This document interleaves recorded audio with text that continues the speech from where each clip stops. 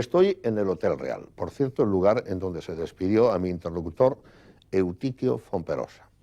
Eutiquio Fomperosa, nacido en Oz de Janeiro, trabajó desde el principio en el Banco de Santander en Beranga. Después de hacer el bachillerato, es casi su primer trabajo profundo, y aunque don Emilio Botín, hijo, ha dicho con motivo de la ceremonia del 150 aniversario que el Banco de Santander es imbatible, pueda aplicarse esto a este pionero, que ha sido el encargado de toda la responsabilidad de las áreas en Santander, hoy sede social, en donde queda la representación que a través del señor Benjumea hace la Secretaría General del Banco. Lo que entonces eran servicios centrales, más de 700 personas, hoy 100, lo que no quiere decir que haya una disminución, sí física, de personas en Santander, pero no, como es natural, en esa tremenda explosión mundial que tiene el banco. Hay que ir a los orígenes, pero no a los orígenes totales. Eutiquio tiene 65 años y varios récords, y yo quiero hablar de esos récords porque es de justicia. Eutiquio, gracias por venir al Hotel Real. ¿Por qué no hablar, francamente, de las 40 oficinas que se abrieron durante tu mandato? Porque yo creo que eso, en su momento, fue todo un récord. Muy bien. Pero si me permites, antes quiero empezar un poco desde el principio, como tú has dicho, ¿no? Y quiero empezar desde el principio, desde que se fundó el banco, pues porque yo no comprendo, o no le entiendo, o no puedo pensar al Banco Santander y la familia Botín. Naturalmente. En el año 1895 ya había un Rafael Botín. Y en 1902 ya entró como vocal del Consejo el abuelo del actual presidente, Emilio Botín López. Sí. En 1950, después de una etapa de director general, recoge la presidencia don Emilio Botín padre, y ya en 1986 don Emilio Botín hijo, pero bueno, ya hablaremos más adelante. Y en esta primera etapa de los años 50, y yo creo que es hasta estos días un distintivo, 4 distintivos del banco, cuántas marcas claras del banco que se siguen aplicando hoy, yo diría con tanto rigor o más que en aquella época, que es la disciplina, el trabajo, la agresividad comercial, el control de los gastos y el control de los riesgos, que ha sido uno de los grandes méritos del Banco Santander, el control de riesgos, pues porque por ahí es donde flaquean todas las entidades financieras, si no hay un gran control de riesgos. En esta primera etapa del presidente Emilio Botín Sáenz de Satuola fue interesantísima. Yo creo que se creó la base de este gran banco hoy. Por eso, en aquellos momentos, a don Emilio padre se le recordaba, se decía de él que era el último banquero de Europa.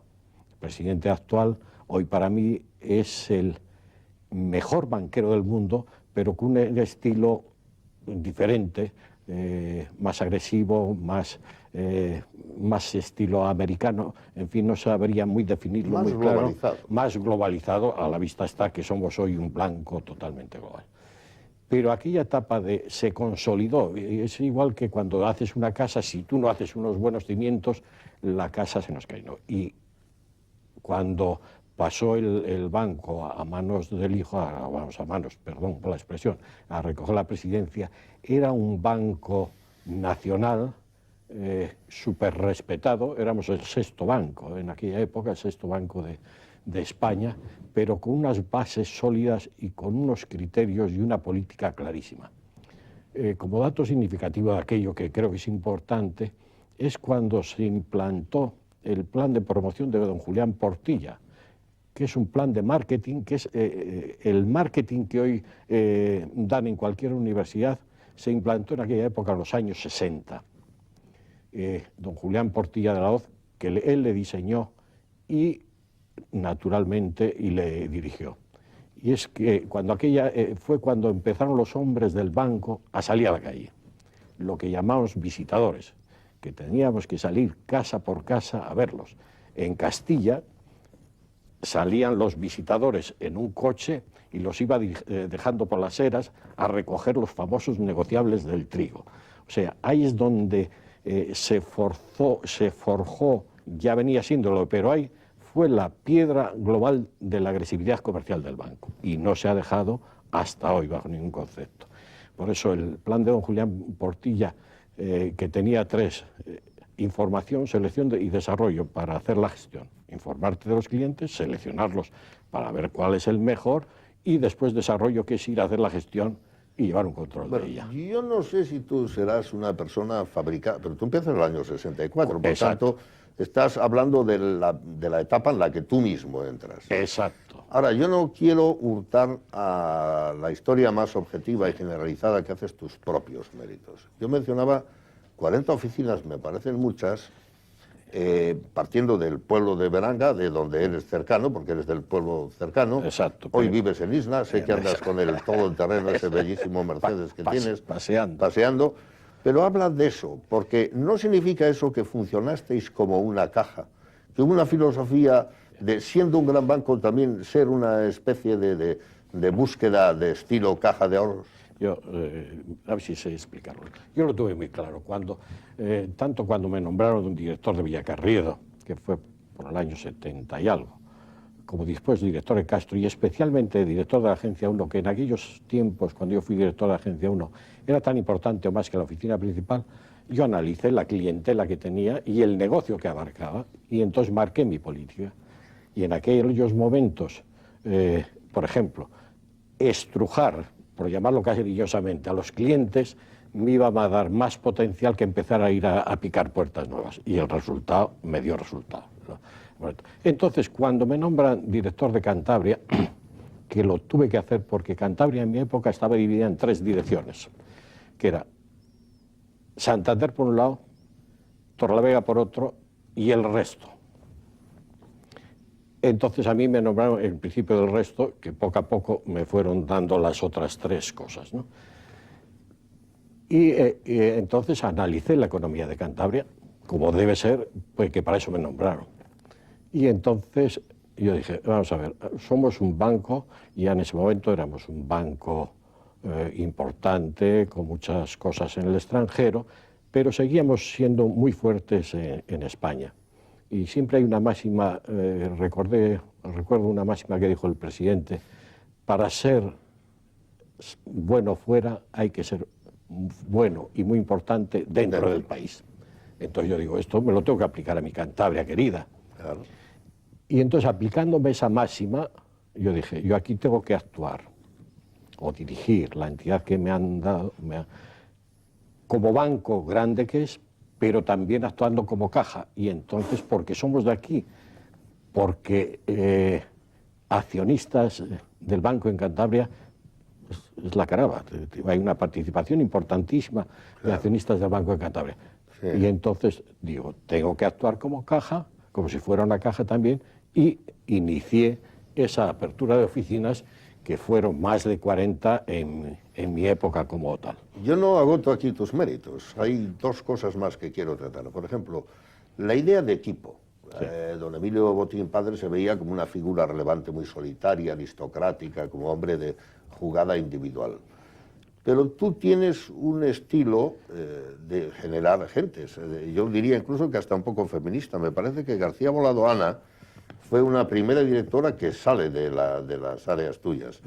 Hay otras personas que siguen activas, pues Freile, Ángel Blanco, que fue a Valencia, muy importante como director de aquella zona.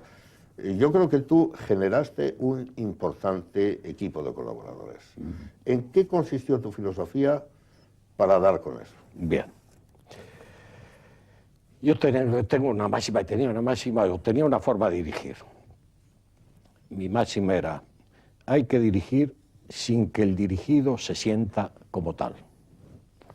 Al mismo tiempo, con una estrechez o con una firmeza, o como quieras. Yo pongo el ejemplo del jugador con el palo de golf, sí, que tiene que coger el palo como si le cogiera una paloma para no matarla, pero con la suficiente firmeza para que el palo no se mueva. Este es mi estilo de dirección. Entonces, dando mucho cariño, porque una persona sola no hace nada si no tiene un equipo. Y yo conseguí un equipo que, como yo les decía, porque también de vez en cuando había que arengar a la gente, ¿no? Claro. Porque de vez en cuando pues somos humanos y bajamos el ritmo. Y yo les decía, si yo sé que además era cierto, que por mí se tiraban de un puente, pero de vez en cuando había que achucharle. Claro. Yo estoy convencido de que el equipo me quería, y en la despedida que se hizo aquí en este Hotel Real, bien es cierto que en Cantabria y Asturias éramos 600 no sé qué empleos, casi vinieron 400 personas a mi despedida. Yo creo que algo quiere decir ese tiempo, después de soportarme tantos años, poder tenerme, porque ellos sabían que en mí tenían un gran defensor también, porque claro, en una entidad fuerte, grande, como es el de Santander, hay presiones de arriba para abajo, y el director debe ser el que aguante esa presión, amortigue y después ya expanda. Amortigue y retrolance. Eso es. Porque si tú dejas bajar esa presión, pues una presión desde arriba, eso machacaría a cualquiera, ¿no? Y eso yo creo que lo conseguí, y yo creo que la gente... Y entonces, yo di hice muchas cosas con empleo, pero y entre los datos significativos que tú has dicho, la primera mujer en el banco directora se nombró esta organización, Ana García Volado, que fue también a la que nombré primera directora diaria del banco. Hoy hay muchas directoras, hay muchas directoras diarias, hoy hay mucho, pero era la primera en los dos sentidos, ¿no? Sí. Y tuve una etapa también, cuando aquello entraba muy poco, después hablaremos de la supercuenta, y en ese tema de oficinas, en una etapa muy cortita, hice que me ingresaran creo que eran 26 señoritas en el banco en vez de tal. Muy interesante eso. Muy interesante. Una etapa Hay que pensarlo, decimos en otra parte, que hoy para las mujeres el banco tiene una guardería que cobra poco más de 100 euros, he oído, y que tiene es la mayor de Europa, 400 plazas de niños.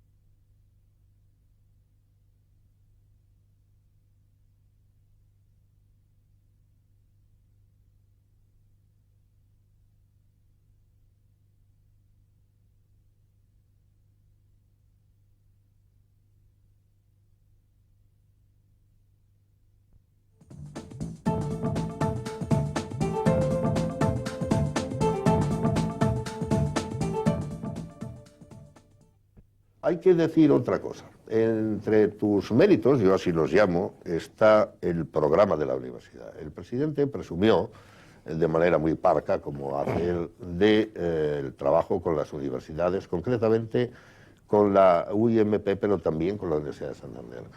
¿Eso no, verdad? Y te pregunto, que empezaste tú eso con Juan José Jordá, que en paz descanse, y con Jaime Vinuesa, amigo mío también. En efecto.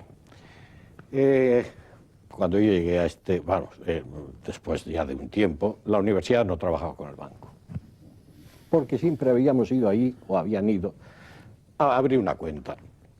Entonces yo entendí que eso no era suficiente para iniciar relaciones con una universidad. Y me puse en contacto con las dos personas que has dicho, o sea, Jaime Vinuesa, que era en aquel momento rector, Juan Jordá, hoy fallecido y al que le tenía un gran cariño, y es, para mí, ha sido uno de los hombres más listos que yo me he encontrado en mi camino comercial, y con Salvador Blanco, que en ese momento era gerente. Tiene razón, no lo he mencionado. Sí, que hoy tiene un cargo en la administración. Hoy es director general de presupuestos. Sí. Esas tres personas, y conmigo 4, empezamos a hablar, y nos llevó un año de hablar. Y diseñamos una actuación, que ahí está hoy las relaciones, que no sé de memoria, pero creo que hay más de 500 universidades vinculadas a este proyecto del mundo, etcétera, etcétera. Se creó el portal Universia, que es el mayor portal del mundo para universitarios, etcétera. Pues ese es el origen. Eso se inició en Cantabria, y entre las cosas que se hicieron cuando aquello fue la tarjeta universitaria, que hacía de todo. Era tarjeta universitaria, era tarjeta 4B, en fin, se le fueron metiendo cosas, ya hoy estoy desfasado naturalmente, pero creo que es una tarjeta completísima y que la quieren en todos sitios.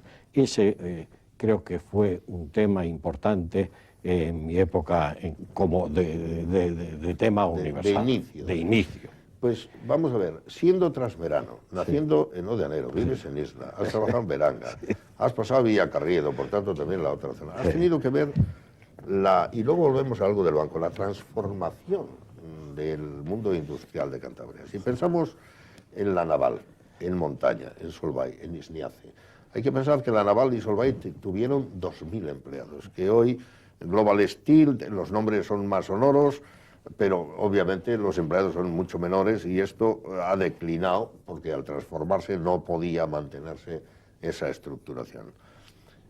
Si pensamos hoy en la industria madura y por tanto más fácilmente deslocalizable, de lo que puede ser Robert Bosch, de lo que puede ser la industria auxiliar del motor, Nissan en Los Corrales, que tienen entre las dos los 4.000 empleados que podemos deducir de las viejas industrias que mencionaba, pero que son fácilmente desmontables. Al fin y al cabo son cadenas sofisticadas de llegar, bueno, para alternadores y para otros mecanizados. Pero, francamente, ¿cómo contemplas tú esa transformación? Hemos ido a mucho más, hemos ido a mejor, hay un equilibrio. Tú estás en la situación de dar un juicio, bueno, desde el banco se tiene una perspectiva clara. Yo sé que tú eres un hombre que ahora disfruta merecidamente de la libertad de su jubilación, pero sé que también estás atento a las cosas. ¿Cuál es tu juicio sobre esto? Bueno, hoy Cantabria industrialmente yo creo que tiene que hacer esfuerzos mayores. En Cantabria hoy tenemos una serie de pymes, pequeñas y medianas empresas, algunas medianas, buenísimas. Que son las que han sustituido esto. En cierto modo tal, en plazas diferentes, también es cierto. Buenísimas porque, mira si son buenas que exportamos hasta Japón. Estas empresas plazas diferentes, quieres decir, Trezo, Los Corrales. Los Corrales, en Castro hay empresas muy bonitas, tenemos en el Arco de la Bahía empresas de estas pymes pequeñas, en la zona de Torrelavega también. O sea, se han salido más, si quieres, de Torrelavega. En Torrelavega hay otras buenas empresas también, pero quiero decir que se han deslocalizado dentro de Cantabria, lo cual ha sido bueno. Pero hay un déficit, yo creo, y hay que hacer esfuerzos mayores. Pero yo creo que igual que hacemos en el banco saliendo a visitar, a buscar clientes, el gobierno y demás, hay que salir al extranjero a buscar empresas, pero no pensando traer empresas que sustituyan a estas grandes, no, hay que buscar empresas pequeñas y hay que ir a las nuevas tecnologías. Y esto me viene a cuento, y aunque me salga un poco del tema, Irlanda apostó por las nuevas tecnologías. Claro, cuando entró en Europa, Irlanda se ha disparado y hoy ha creado un modelo, además. Ha creado un modelo de economía Irlanda con las nuevas tecnologías. Entonces, los fondos europeos que recibía Irlanda, en vez de dedicarlos a carreteras, que son muy necesarias, sin lugar a dudas, pero para las nuevas tecnologías, aunque la carretera no esté tan buena, tampoco pasa nada. Hay que apostar a ambas cosas. Exacto. Eso no quiere decir que tú no hayas estado atento. De hecho, te estamos vinculando a la antigua etapa, cuando es la transición de la nueva, muy presente en la nueva. Yo creo que tú estuviste en la primera compra del Banco de Chile. ¿O alguna vinculación tenías con aquello? Sí, cuando el presidente actual, Emilio Botín, fue el primer banco que compró con su gestión, fue el Banco Español Chile. Creo que fue sobre el año 84, más o menos, allá, y nos mandó, entre otras personas, porque cuando se van a ver esos bancos, cada uno va por su especialidad. Y de aquí, de Santander, por la parte comercial, salimos 3, Lorenzo Solana, que fue nombrado subdirector general en ese viaje, Pepe Parra y yo, y estuvimos allí casi 2 meses y visitamos todo el país y aquel banco. Después yo he hecho otras visitas ya por encargo también especialmente de la presidenta de Banesto, Ana Patricia, cuando llevaba ella al tema. Yo he estado visitando también por el área comercial. En México he estado 3 veces viendo bajos en México, sí. Estuve viendo Brasil, estuve viendo Colombia y estuve viendo Venezuela. Esos países también a dar un vistazo. Para dar tus opiniones. Mi opinión por la parte comercial, sí. Siempre. O sea, es lo único que he salido de Cantabria. Ya. Esos encargos puntuales que se me ha hecho. Globalmente, entonces, y a modo, en cierta forma, de conclusión, ¿cómo caracterizarías tú la vieja etapa que ya existía antes que tú y esa transformación cuando hay los 4B, cuando se compra el primer banco en el extranjero, cuando cambian algunos estilos? Es decir, algunas veces hay personas que se sienten reacias a la admisión de las modificaciones nuevas, hay una resistencia. Sí. Es obvio que no es tu caso, pero ¿cómo has visto esa transformación? Has mencionado algo de Cantabria, habla ahora de la del propio banco. Bueno, yo creo que en el banco, he dicho antes, una de las marcas distintivas del banco, de los hombres del banco, es la disciplina y la adaptación a los nuevos cambios. Cualquier persona del banco, especialmente que esté tal, porque por abajo también hay reticencias cuando nos cambian el programa informático, no es normal, te cambian un poco el paso. Sí.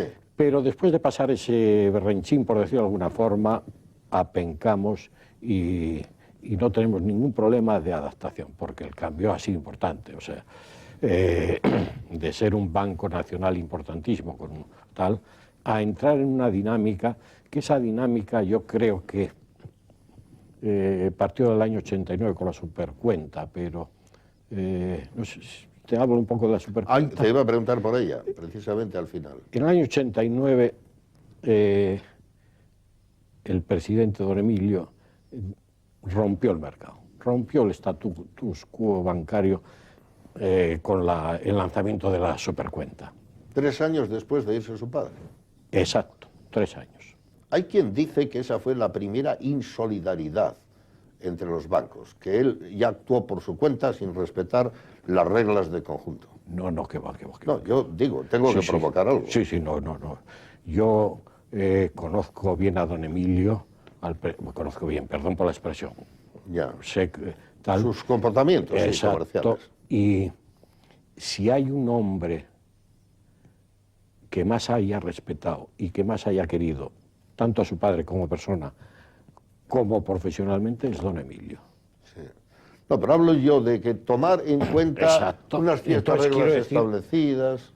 Pero ya él dice, yo ya vuelo con mis alas. No es romper con la tradición del banco, es romper la tradición del sistema bancario español. A eso me refería, Es romper el sistema, porque antes, en la época inicial mía, que es a lo que tú te referías, pues en fin, los bancos iban muy de la mano, nadie se adelantaba, eso quería decir. Nadie se adelantaba el uno al otro por el carril de la derecha. Y él rompe eso. Él rompe eso porque no es bueno.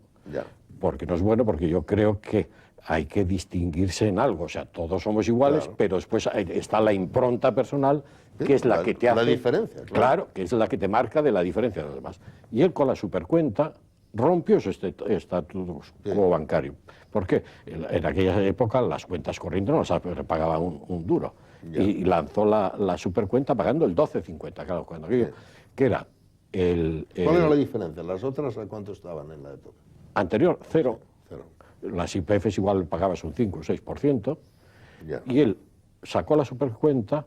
Con un 6% más que las IPFs. Claro, aplicó al MIBOR, al precio del dinero del mercado interbancario, menos un diferencial que cubriera al banco los costes y los gastos, etcétera, etcétera. Sí. Y rompió el mercado del todo. Lo cual hubo un influjo terrible. Influjo tremendo, porque el único que nos salió de aquí, ya estoy un poco tal, creo que fue el BBV al cabo de 1 año o 2, y los demás no estaban en posición, no tenían su balance adecuado para hacer eso. Ya.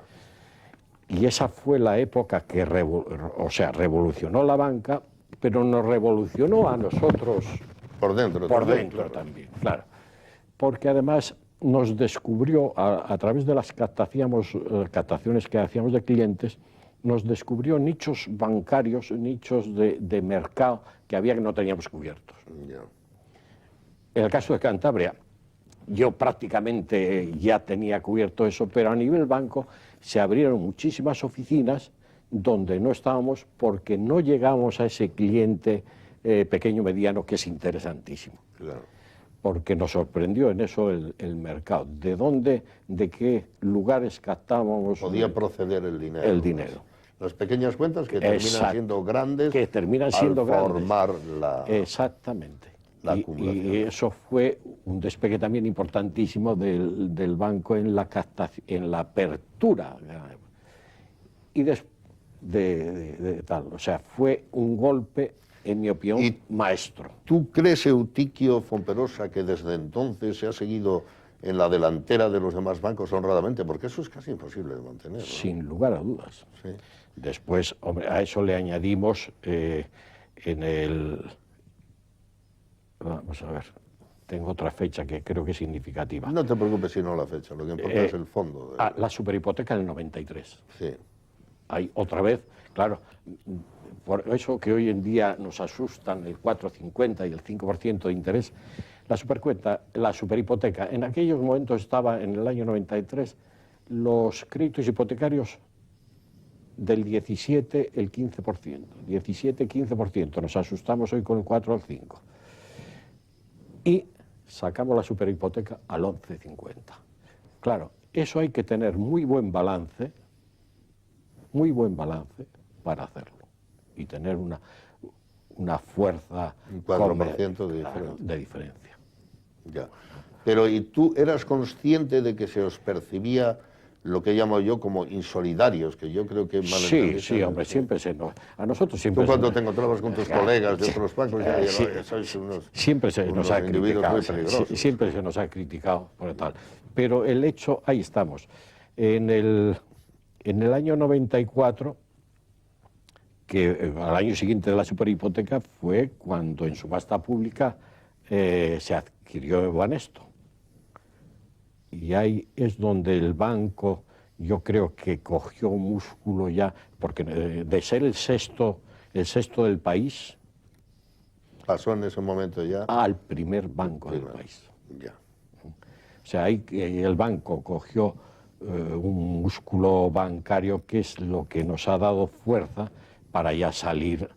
eso junto con la fusión ya en el 99. Si es que casi, en banca tan pocos años casi no hay diferencia. Ya es progresivo. Ya es progresivo y es ya donde se consolidaron además ya toda la inversión en Iberoamérica y en España. Cerca en del Europa. final hay que preguntarte algo. Tú hoy tienes 3 hijos en el banco. ¿Les has dado algún consejo específico? O no, una vez bien preparados les has dicho, cada uno corre con su maleta y aquí el que vale sigue y el que no se trabará. O les has dicho de todas maneras, en el banco se funciona bien si uno hace esto. Bueno, ¿qué era lo que hay que hacer? Trabajar. Sí, señor. Bueno, pero tampoco trabajar como Sísifo, subiendo por la piedra y volviendo a levantarla. No, hay que trabajar inteligentemente. Pero quiero decir que no hay otro invento en ninguna profesión nada más que el trabajo. No hay más. Y si tú en una profesión... Porque advierto que esa es la filosofía del presidente. Es que no hay otra. Habló del trabajo. No hay otra, o sea, siempre se nos decía a nosotros que, claro, nosotros crecíamos más porque trabajábamos vez y media más que los demás bancos. Pues igual es cierto, pero trabajamos a gusto. Entonces, yo he dicho siempre que yo nunca estaba cansado. Cuando trabajas a gusto, nunca estás cansado. Tienes que querer lo que haces, querer y creer en lo que haces, entonces nunca estás cansado. Y hay que trabajar más, si no nada. Y a los hijos, además de eso, de ver como yo trabajaba en el banco, pues muy poco más, ser muy honestos y muy trabajadores. Y no hay más en banca. ¿Hay alguna cosa que tú quieras añadir de acuerdo a la nota que yo te dije? No hace falta, cuando te he avisado, no, voy a hacer una notita para las fechas. He hecho unos pequeños recordatorios, porque si no... ¿Queda algo ahí que yo no te haya preguntado? Porque yo creo preguntarme, yo creo que me has preguntado... Lo principal. Sí, lo principal está, yo creo que está añade todo. Algo, sí. Yo quiero añadir 2 cosas. Una, que don Emilio Botín, padre, fue el gran banquero, o el último banquero de Europa, y que nos dejó un banco consolidado, que don Emilio Botín dijo, y yo ya no puedo hacer la pelota porque yo ya estoy fuera, ya estoy jubilado, ya no puedo hacer ya tienes tu todo terreno. Exacto. Y punto. Para mí es el mejor banquero del mundo, con una intuición innata, aunque intuición, para mí, la intuición es sabiduría más experiencia. Es un hombre muy sabio, con una gran experiencia, que lleva más de casi 50 años en la banca, con un gran maestro, y él está siendo maestro de otras generaciones futuras. Eso, que no contemplo al Santander sin la familia Botín, es que no le veo, porque es algo que ha salido de ahí. Y yo, para terminar, animaría a algún economista de estos que termina la carrera a hacer una tesis del Santander, de la evolución del Banco Santander, porque creo que merece la pena estudiar al Santander profundamente. Es un fenómeno bancario que no se ha dado en ningún banco del mundo. No se ha dado. Yo creo que ahí has dicho la última palabra. Directivo, primero lo que se llamaba corresponsal, partiendo de cero, en su pueblo cercano, a su pueblo odianero, en Veranga, el mío. De ahí cubre la zona transverana, pasa a Villacarriedo, vuelve a Castro, maneja la agencia 1, acaba de director y responsable máximo en Santander, pero además de subdirector general, que es lo que resulta ahora su sucesor, subdirector general adjunto aún, pero en víspera probablemente de alcanzar el nivel máximo que alcanzó Eutiquio Fomperosa. Eutiquio es un hombre sencillo, no exento de una pequeña solemnidad, acorde con el trabajo que ha tenido. Cree en la familia Botín, cree en el banco y ha sido protagonista de abajo arriba de las cuentas en la universidad, de las que está hoy orgulloso el presidente, como ha mencionado. Está orgulloso de esas 40 oficinas que se abrió al estilo de Cajas en Cantabria y también de varias incursiones en el extranjero cuando empieza la explosión internacional, especialmente con aquella primera compra en Chile. Creo que si alguien representa la transición con brillantez, además con un equipo fiel, entre ellos, no mencionábamos antes, la sede de Torlavega, hoy Bustillo, director comercial del banco, estaba al frente. Trabajó también con una persona que en su día tratamos amistosamente, que era Marauri, y así lo recordábamos antes de entrar en esta conversación. Eutiquio Fomperosa, muchas gracias. Muchas gracias a vosotros, Jesús. Muchas gracias por esta entrevista, porque me ha dado opción a exponer algo. Y a recordar. Y a recordar. Gracias.